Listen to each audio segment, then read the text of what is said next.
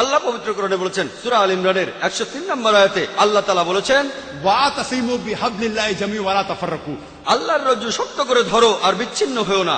আমরা আল্লাহর রশি ধরবো, আর সেই রশি হলো পবিত্র কোরআন আর সহিহ হাদিস।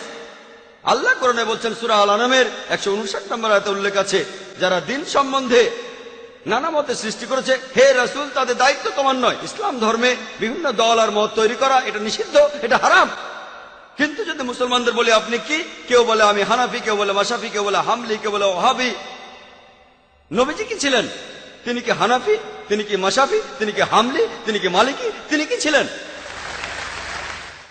তিনি মুসলিম ছিলেন।